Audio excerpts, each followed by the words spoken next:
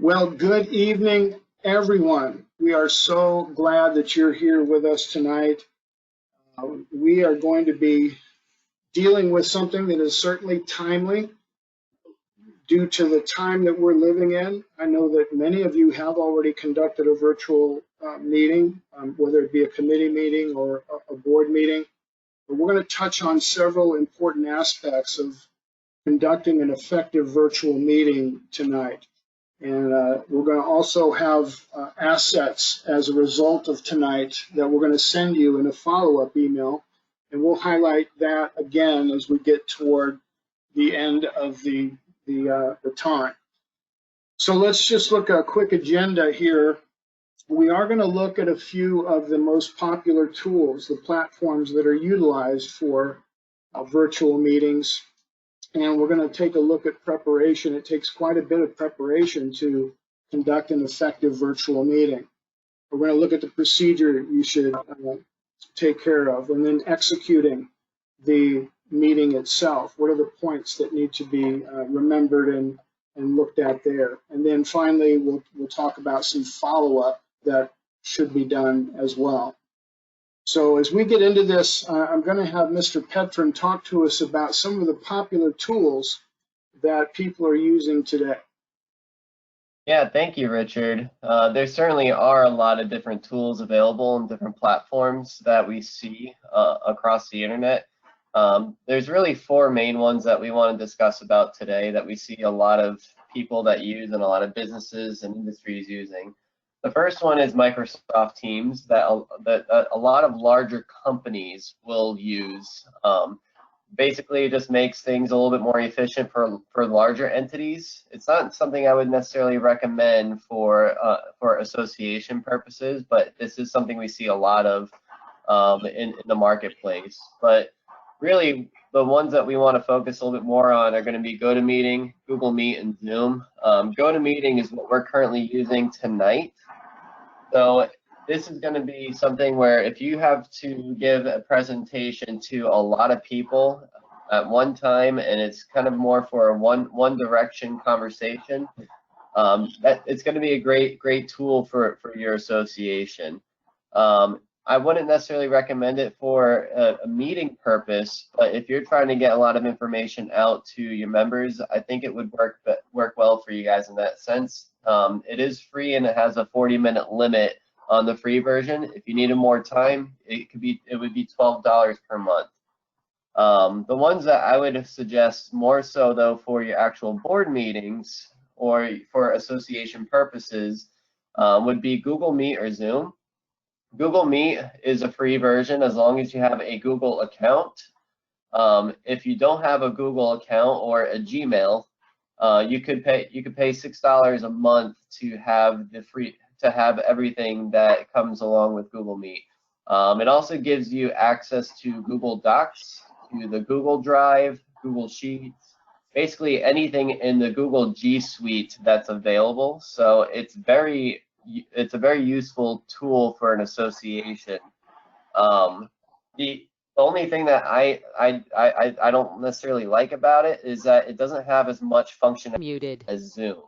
So Zoom, from a teleconference for virtual meeting purposes, has a lot more functionality at its basic level. So I want to go a little bit more in depth of what Zoom actually is. So under the basic plan, you would have unlimited number of meetings available. You can host up to 100 participants. You have screen sharing available, so if you wanted to share, if the presenter wanted to share what their desktop was showing with everyone else on the call, they could do that. There's a raise hand function, a private group chat, active speaker view, whiteboarding. You can join from a phone. Integrates with your Outlook. Customized backgrounds is another cool little tool where you could make it look like you're in the tropics or like on an island. So it basically masks the scenery around you, so it doesn't distract the other people that are in the call. And then your management of users is a lot more feasible than a lot of the other platforms here. But there are the things I want to dig in a little bit more on are the raise hand function. So with that, if you've been on a call recently, or if you've ever been on some kind of conference call, a lot of times you may find people trying to overtalk somebody else to get a point across. Well, in a Zoom meeting, you could have everybody muted on the call, and there's a raise hand button where you can click on it, and it puts an icon on your screen so that the facilitator of the meeting can call on you to speak. So it keeps everything a little bit more efficient, and it makes it a little bit more, makes the conversation a lot more clearer. Next, we would have the private and group chat.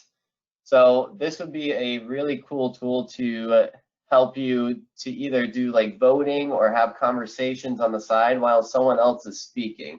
So the thing about Zoom and some of the other platforms, even GoToMeeting has it available. You can send a private message to an individual on the call. So if you guys were going through any legislation in your meeting, you could easily have the vote go on through your chat, and you send your message to an individual who tallies up all the votes, so it stays anonymous. So that's a really neat option that Zoom and some of the other platforms have. We also have the active speaker view. This is something that I think Zoom does better than all the other platforms. That is my personal opinion. But basically what it does is it brings the person who's speaking to the forefront. So if someone were to make a motion and then someone seconded that motion, you could easily see who the first and the second motion was on your screen, so there's no confusion on who made those points. And then the management of users is the last like big piece that Zoom has. I feel like Zoom, and again, my personal opinion, I feel like Zoom, it's a lot easier to mute individuals on the call, and the security options available for adding people into the call and removing users from the call, it is a lot better than what I've seen. The only thing I'm not a fan of is the 40-minute meeting limit. So if you needed more time to have your meeting, you could look into the actual paid version. So the pro plan is $15 a month, but that includes all the basic features from the basic free plan of Zoom. But it also gives you basically an unlimited amount of time, so 24-hour meeting limit to have your meetings. And then you would have anonymous polling and voting, recording your meetings, reporting, breakout rooms, Skype for business interoperability, and then you have the ability to add, delete, and assign roles to users on the call. The biggest thing about this plan is going to be the anonymous polling and voting. This is, to me, the biggest key piece of what makes this plan, in my opinion, worthwhile. So basically, you could have your legislation go through like a question and answer format where it prompts the question to the forefront of the screen to each individual, and each individual clicks their answer of what they wanted to vote for. We did this with the Kansas State USBC, and they had 8 pieces of legislation that would typically take 2.5 to 3 hours to complete, and we completed it within an hour and 30 minutes. So it really sped up the process of their meetings, of their board meeting, and it kept everything on time and efficient and clear. You also have the capability to record your meetings up to 1 gigabyte. And basically, like we're doing this right now with GoToMeeting as well. So if you get the opportunity to record your meeting, you can go back in and check what needs to be added to the minutes. Are you missing anything that needs to be brought up at your next meeting? Is there information on this that you want to extract to share with your members? So there's a lot of different things that you can utilize because you can record your meeting. And then lastly, something else that doesn't come up with any of the other platforms is the breakout rooms. If you guys were having a general board meeting and you had your committees also on that meeting, you could easily take like a 5-minute to 10-minute break from the general meeting and put your committees into little breakout rooms, and basically your finance committee can go have a 5-minute conversation to gather their thoughts. Then your tournament committees can go over and have another conversation. makes it very easy to have that conversation and then pull everybody back together to have a final result. Obviously, there is a lot that goes on with Zoom, and there is a big learning curve. I myself, it's taken me a couple months to really get used to it, and I learn more about it every day, every time I use it. But really, the more you use it, the better you're going to get. And even David Fields got a testimonial from the Arkansas State USBC about the feasibility and the efficiency of it. Yeah, thank you, Roger. So we did get a testimonial from Laura Childress, who's the president there.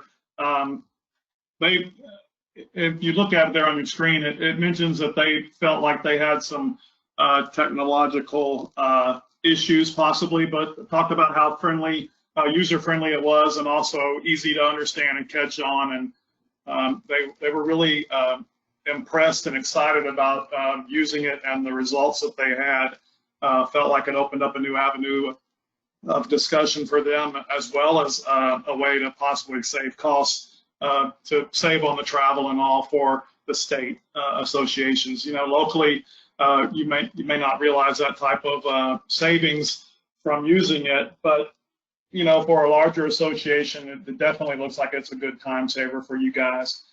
As we dig a little bit deeper into that, let's talk about some do's and don'ts as far as your preparation for your meeting. You're going to want to make sure that you're, you know, you want to prepare your environment, I guess, so to speak. Maybe find yourself a quiet room or area in the house. Keep your door closed. Probably not a good idea to be on the kitchen island, you know, while dinner is being made or something like that. But you know, check your dancers at the door. Make sure that you know, they're not distracting anybody that may be watching. Watch your people coming in again, your pets. I've got a cat that likes to visit my webcam pretty regularly. Silence your cell phones. In fact, I just checked mine again a minute ago to make sure once I got the live mic that I wouldn't be ringing away. Possibly have some water available in case you're speaking and you get the dry mouth. And then also be aware of your camera angle. You know, Fido's nose is a little more attractive to look up as opposed to maybe a human nose, but make sure that you have that webcam at a comfortable angle. If you're using a monitor in addition on a different computer or something than your webcam, make sure you stay focused on your camera so you don't get that kind of wonky eye kind of look going on, and maintain eye contact with your viewers. I think you might want to simulate that you're actually in a face-to-face meeting and treat it such as that. And then we all know about how important it is to maximize our own or your own Hollywood good looks, but make sure that you have some flattering lighting going on. Maybe, you know, set the mood, have that light on your face rather than looking like you're telling, you know, scary stories around the campfire type of thing. And again, maintain that eye contact with your webcam rather than your camera, and you'll have a great appearance there for you. And if you're stuck on a level on Candy Crush, or you know, you're trying to get that next million on your online casino fortune, try to avoid multitasking. We've seen the commercial with the girl doing the text messages in the middle of their conference call, and you know, just make sure that you're paying due attention to the goings on your computer, and everyone will appreciate that. And then lastly, but certainly not leastly, you know, you might want to dress for success. Treat it, again, like I said, like a face-to-face meeting. You don't want to be sitting around in your pajamas or something. Just, you know, give it that respect for everyone else that's there, and you know, make sure that, again, that you're aware of your camera angle, because you don't want to maybe possibly step away and see that you're ready to go out and do some rollerblading, or we've seen the video the other day of the man who gets up after the meeting and he's unmuted. So just be aware of all of that. You know, dress for success, have a successful meeting. I think Richard may delve into some more on the preparation aspects coming up. But Richard, you want to try to get us back on track here?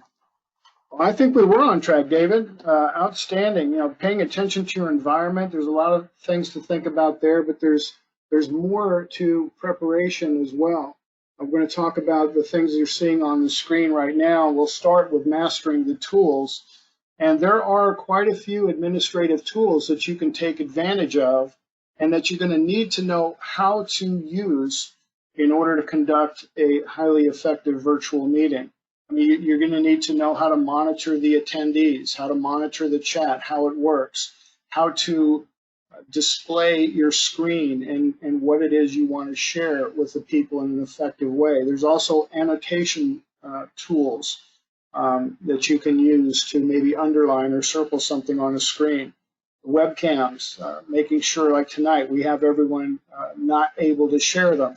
That's something you need to know how to do. How to mute the phones, how to pay attention to the hand raise and put someone's hand back down. Some of these you can share your keyboard and mouse with other people in the meeting. Changing presenters, inviting others during the meeting. There's a lot of tools that you're going to want to get to know, and when to use them, how to use them. We're going to be sending you some tech cheat sheets that are related to Zoom. If you don't use Zoom, I'm sure that the platform you will use has some cheat sheets as well. You may even want to customize your own. So you've got to get to know the tools. You've got to be a subject matter expert on the tools that are available to you to conduct a highly effective meeting. The next thing is, once you've got that down, you need to conduct a mock meeting. You need to get everyone together and make sure that they know their roles. You want to have either a dummy agenda. We'll talk about agenda next, but something that everyone is going to go through so that they get used to the tools themselves if they're going to have to use them. Go through, prepare your presentation visuals if you're going to use any, and then the talking points.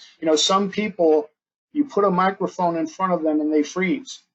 Other people, they get in front of a microphone and they talk too long. So there's a learning curve many times. So you really want to practice your meeting before you actually do it. Do a dry run.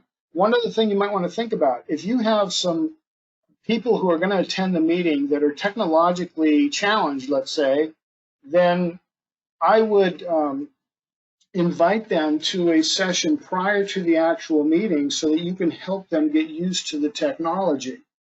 So that's something you might want to think about if you have people that are going to be uncomfortable.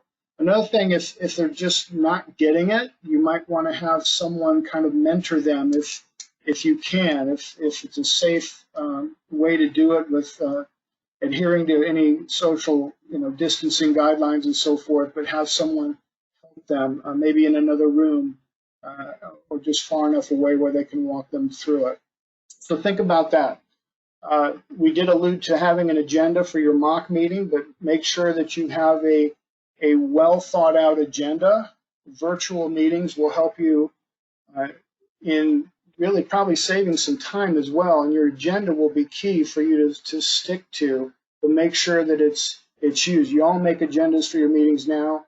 The only thing with a virtual meeting, you may even want to put some indicators on the administrator's agenda for when you want to do X or Y with the administrative tools.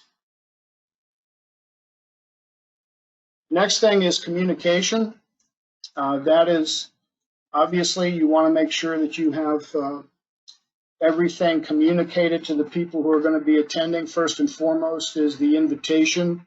Oh, you know what? I'm going to back up a second here. Sorry, went the wrong direction. You know what? I missed a point. So, Mr. Prang, we need to talk about a consent agenda because that's going to help with the time factor here as well. What is a consent agenda, David? Yeah, Richard, actually, it is. A consent agenda is really an underutilized tool that should be used at meetings, and it's a great time saver, and it can save boards anywhere from a few minutes to literally half an hour or more. And what it is used for is to approve non-controversial routine actions at meetings. So things like your meeting minutes, some financials, certain committee reports, even simple things like insurance renewals, things that aren't going to have any real discussion. And what's nice about it, it can be approved in one action rather than filing motions on each thing separately. For you guys all, there are resources addressing this in the ARC under the Meetings tab. Great, thank you, David. Sorry, I almost forgot you there. I lost my way, so I didn't look at my agenda properly. All right, so communication. I started talking about this, so let's just back up a second. We want to make sure that first and foremost that you have your information on the invitation, including everything that you need to, as far as how to log on, suggestions about when to come into the meeting, just everything that's needful. Then how are you going to send the invitation out? Whether you do it on your email platform, you may also post it on your website, social media. But there's information that needs to get out. The meeting agenda, of course, is going to need to be sent. Any reports that need to be sent beforehand. And then just remember that information, if you're going to do it, inviting people to communicate with you if they would like to do a practice meeting to help them become comfortable with what's going to go on here. So there's communication that needs to get out in preparation. And then finally, what are the visuals you're going to use? You can see we have a PowerPoint that we prepared for a visual tonight. For a board meeting, you may not even need any. You may have a picture of a couple T-shirts that you want people to consider. But at the same time, I said earlier, you need to know how to use the tools, and one of those tools is sharing your screen. So you can pick the screen that you want the application to share. So you may have up on your presenter's screen, or whoever's presenting, an Excel spreadsheet that you want to review something, or a Word document, or a PDF, and it's very easy just to select that screen for the one to share with those attending the meeting. So the visuals, if you do use a PowerPoint for anything, just remember the basic best practices are to keep the content to a minimum and use more visuals that you speak to.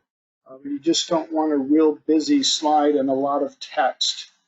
So there's a lot to do in preparation. We did a mock meeting before we conducted the first one of these sessions, and we had to make some changes on what we thought and how it would go and who was going to do what. So very important. Preparation is a huge part of this.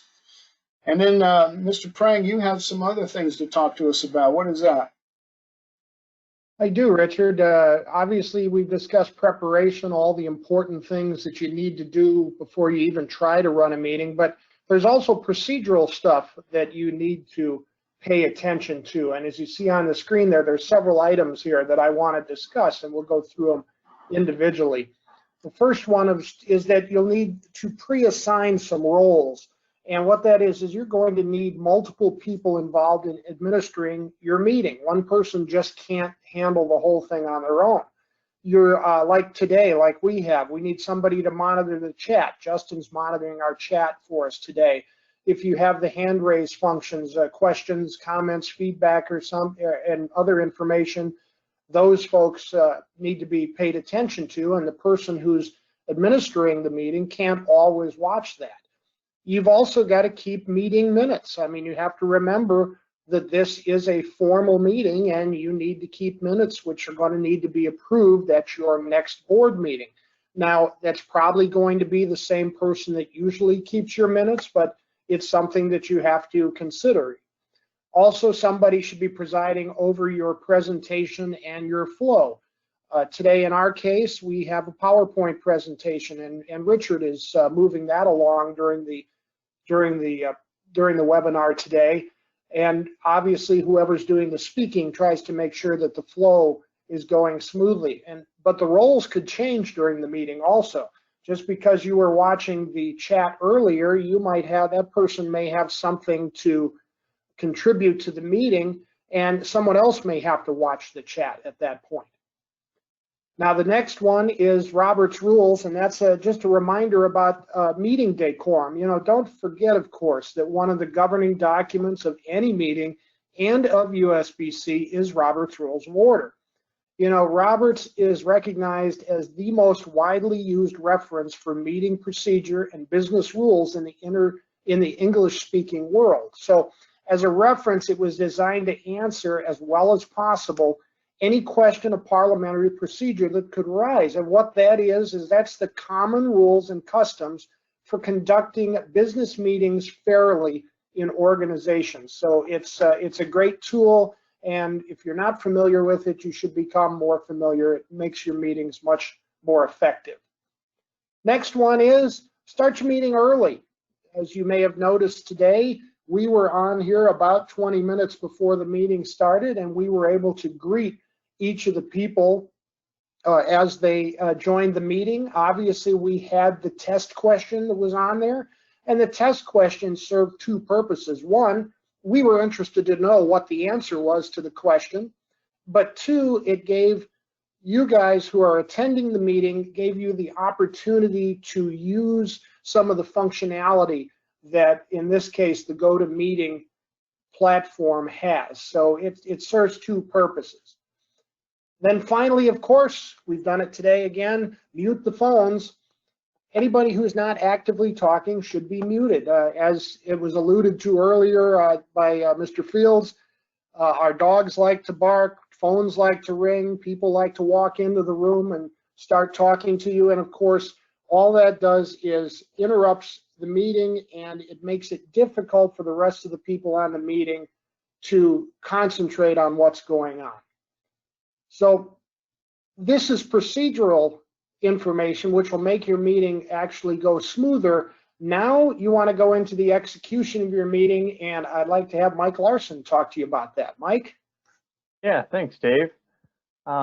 Yeah, so executing the meeting, this is really going to be for the leaders of the group, right? The couple folks who are going to be organizing and hosting, preparing to share the screen, call on individuals who are next, right? This is for them to just key points to remember in better execution. So recording the meeting, pretty self-explanatory. Think of this as just like your recording device that'll sit on the table in front of the association manager at your board meeting. Most of these platforms have the ability for you to record the meeting. It typically is a very large file because it will play it as a video.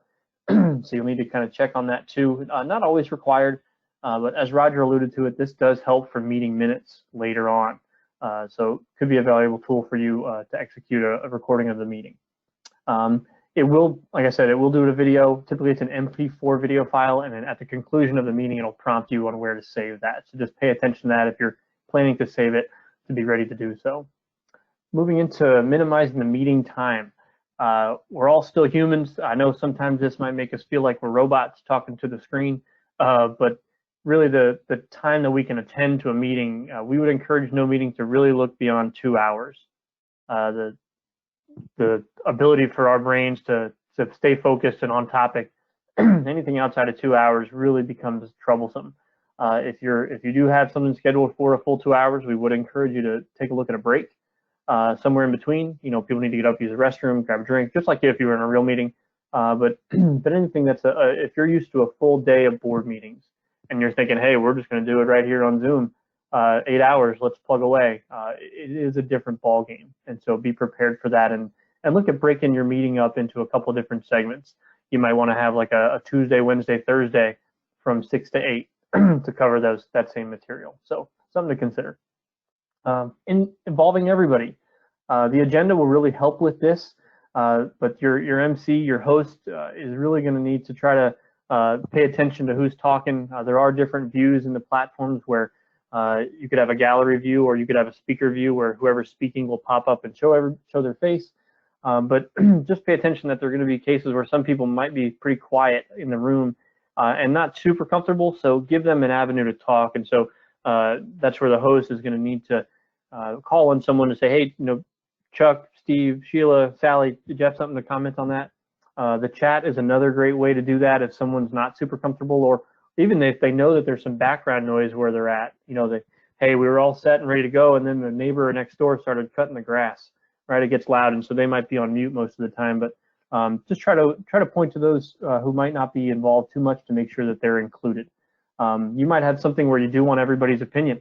You know, choose option 1, 2, or 3, and then it would be for the host to go around the room and pick each person individually by name and let them answer. So it does help to have a cheat sheet of all the people who are on the call next to you to make sure if you are asking for a specific response that you can notate those responses as you go. That kind of moves us into voting. Most of these meetings that are being held are board meetings. We are seeing some that are more of an educational type where they're holding league secretary workshops through Zoom. So it does vary, but if you are in a board meeting and you are doing voting, a couple things. Roger mentioned the higher package for Zoom does have the polling feature. It is really slick. It's pretty handy. And if your board meetings have that need where you'll need some private voting per se, what we would call written ballot, we'd recommend doing that. But a lot of your board meetings are going to be, you'll have a lot of discussion, and then you'll fall upon a yay or nay, right? The group will come to a consensus, and someone will finally say, "Hey, I think we're on the same page here. I make a motion, we go do this," and then it's a yay nay, and it's mostly done through the video chat, and you wouldn't need a formal vote in writing.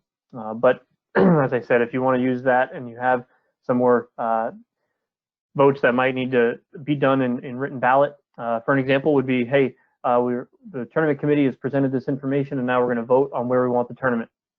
You could do it through that polling feature, or if you're using the free version and don't have that, it could be done by email at the conclusion of the webinar, or excuse me, the virtual meeting. Go ahead and send out the request for your board members to reply by email, even though you've already had the discussion and the information shared during your meeting. So moving on to the last piece is to specify those action points and timelines. This really comes in handy to make sure that those notes and meeting minutes are sound, but also keeps people on track because they might not have been paying attention or got lost in the discussion. When someone makes a motion or an action item is done and there's a timeline that needs to be highlighted, really the leader of the meeting, that MC, needs to state that as an action point and with a timeline added to it. It really just helps make sure that everybody knows exactly what was voted and there's no confusion at the conclusion of an action.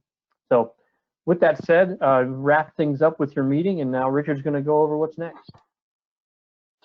All right, thank you, Mike. And there's just really a couple points in following up. After your meeting is done, you're going to want to attend to a few things here. And first of all are the minutes. You're already used to doing this. The minutes need to be finalized and sent out for corrections. They need to be approved at the next board meeting. But remember, you should record your board meeting. That's going to be very handy for the minutes, as we've already said. And if any of you have someone new who's going to be tasked with compiling and keeping the minutes, there are assets in the ARC under the meetings icon that deals specifically with taking minutes. So be aware of that. And then, as a result of the meeting, were there any assignments that were given, committee assignments, individual assignments?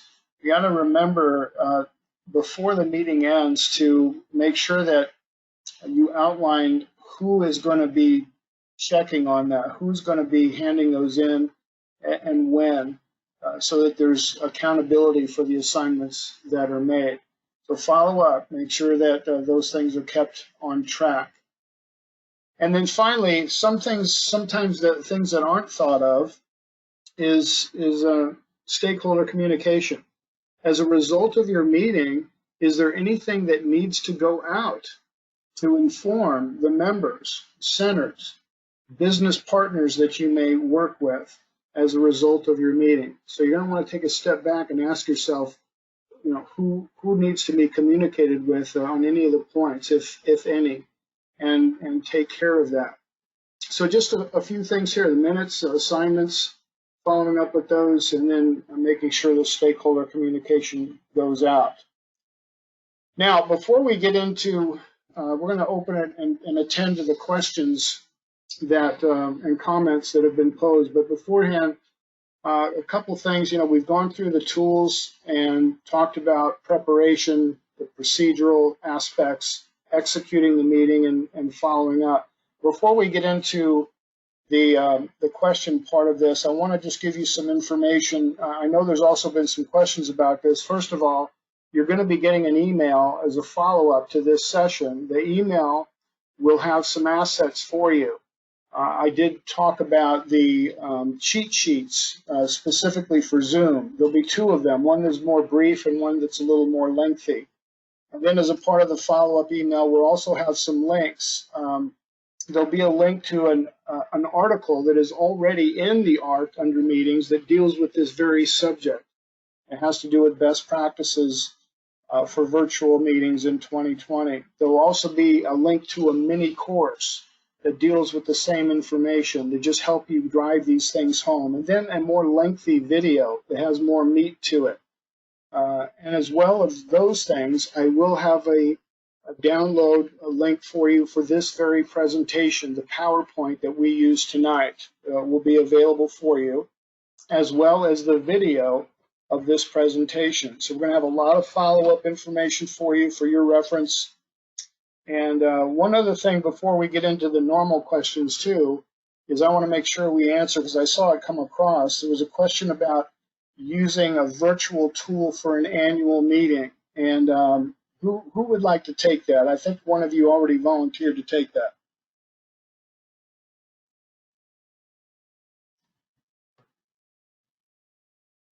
Mike? Richard, could you repeat that? Yes, we had a question about using a virtual platform to conduct an annual meeting. Yes, thank you. Yeah, so with the pandemic and the inability for us to host an in-person meeting of any size, the board meetings are able to be conducted virtually, but annual meetings currently are not. The amendments that were made and proposed were to allow the board members to continue to stay in office for continuity. And so that's the method of moving forward now. But we understand that as the pandemic has continued, that there will be possibly a need and a desire to consider to allow an annual meeting for an association to be conducted virtually. But currently, just the board meetings and then informational sessions can be done as well. But I hope that answers that for you guys. Okay, great. Thank you, Mike. I appreciate that. And Justin, what's first up on the list tonight? So it looks like the first question that we have, and it looks like it'll be, is there a price for GoToMeeting for associations to use? Yeah, Roger, can you take that? I know there's a price, I forget what it is. Do you know what the base price is for GoToMeeting? Yeah, so for GoToMeeting, if you wanted to go above the 40-minute limit and get the paid version, it's $12 per month. Just know that all these platforms are also available on a website called TechSoup, so TechSoup.org.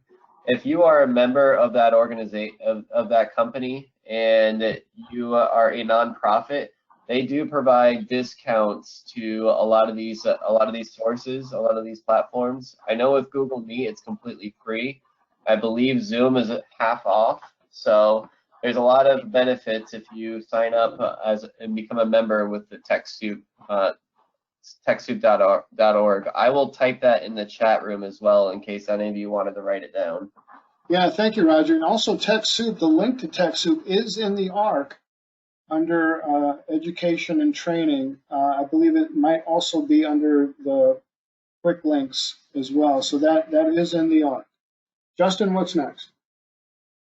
All right, Melody asked, since you're recording this session, will we be able to download a copy of it so we can share it with other members of our association? I think you've touched on it previously, but she may not have been here yet. So can you just reiterate that for us? Yeah, we're certainly going to have a video of this presentation that you can play. That will be downloadable from the follow-up email, and it will also be in the ARC itself under the meetings icon. So not only the video, but the PowerPoint itself will also be there for you.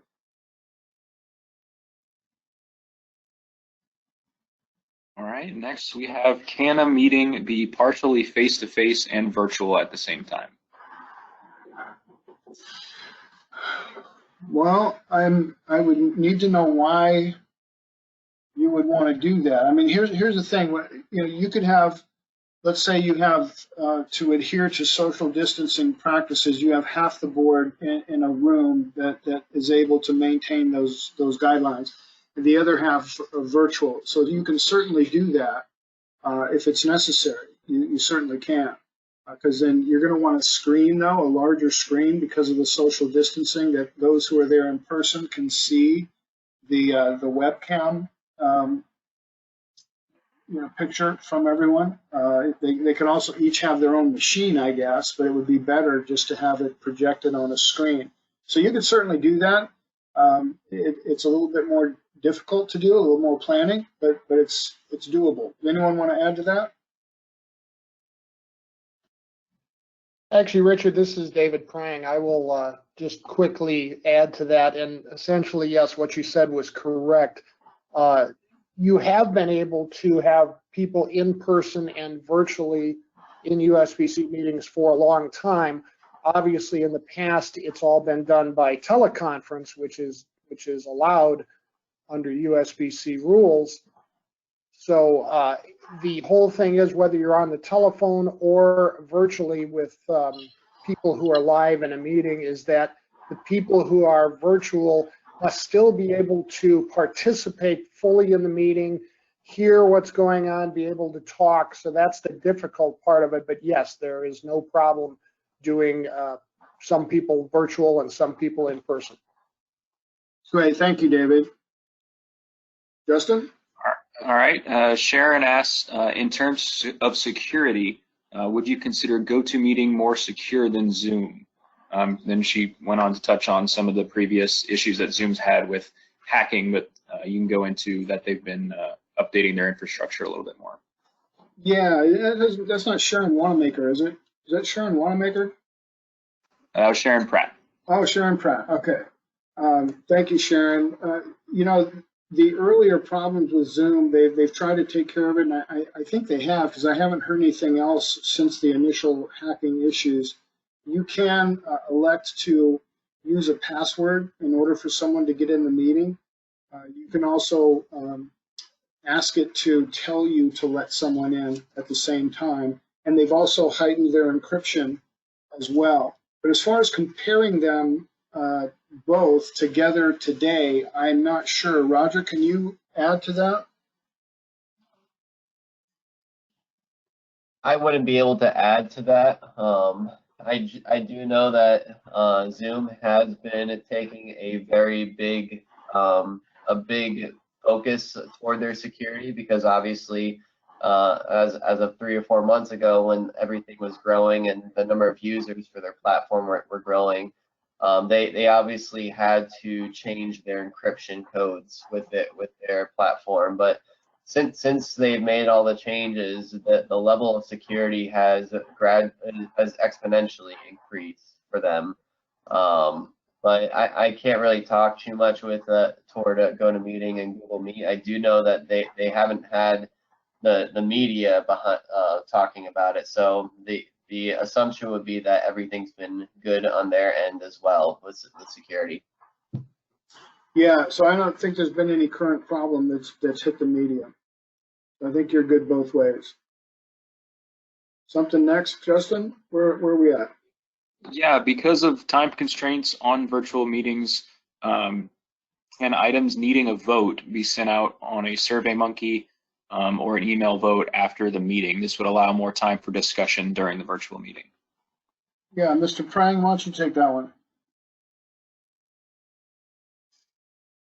Absolutely, and the answer to that is yes. You can definitely do your votes separately, because there are certain things. Remember, there are certain votes that need to remain anonymous as far as who voted for what. And using SurveyMonkey or email voting and things like that are definitely options that you can use. And yes, you can prepare the questions and give everybody questions, and then tell them after the meeting, please vote. You have X amount of time to place your vote. So most definitely.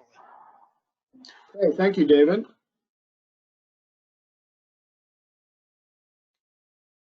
Justin?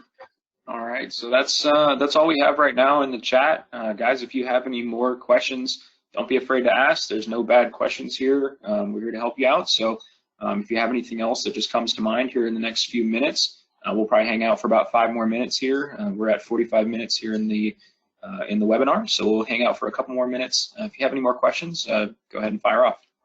Yeah, one more thing too. Those of you who have conducted a virtual meeting, if you feel like there's anything we missed or you want to share a best practice that you learned that we really didn't touch on, go ahead and put that in there too. Even though it's not a question, if it's something you'd like to share, please do that in the next minute or so.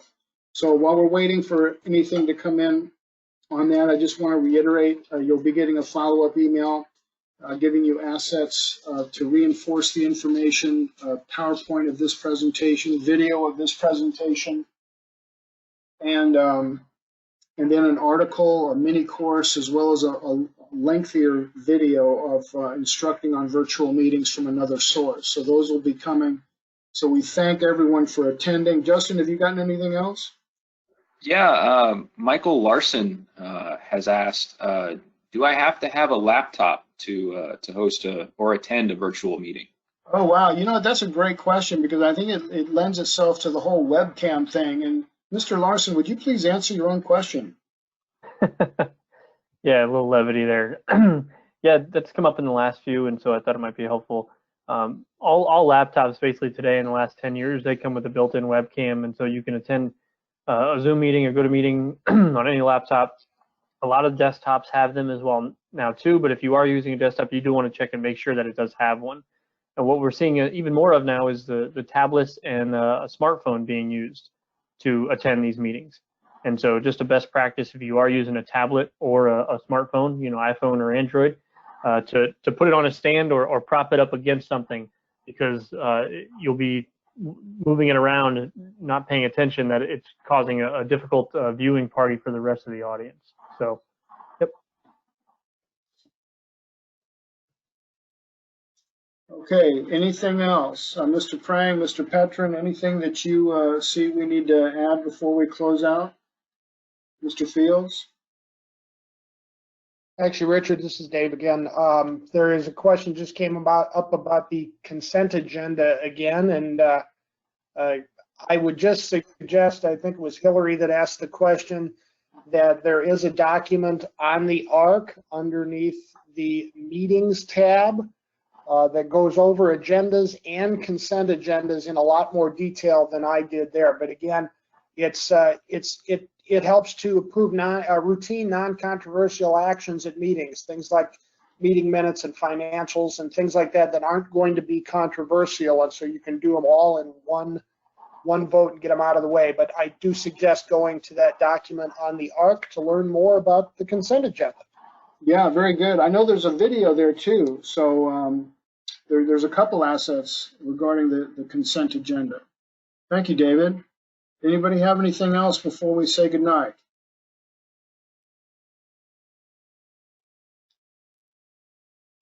All right. Well, everybody, we thank you so much for joining us tonight, taking your valuable time out to join us. I hope this has been valuable. Look for that follow-up email and let us know if we can be of assistance in any way. Thank you so very much.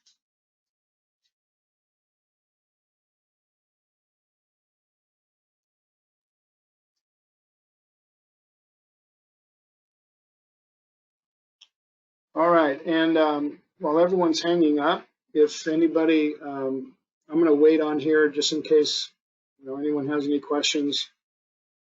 The other day we had someone join us when we finished because they had a time zone issue. We will not be able to make anyone else presenter at this time. If anyone has any latent questions, you can type them in. We'll hang out just for a minute or two.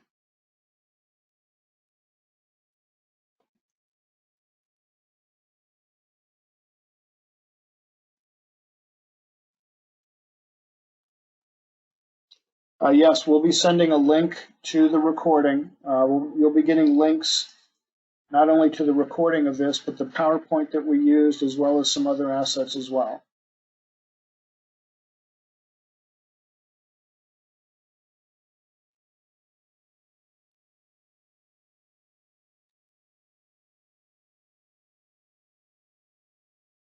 All right, that's it, everybody. I think, Justin, do you have anything else coming in that I'm not seeing? Nope, I don't see anything else. Just a bunch of thanks, and you know that you guys and the other presenters did a great job tonight. And yeah, no other questions in the chat. All right, then everybody who's still on, I'm going to end this meeting. Have an amazing night. Thank you so much.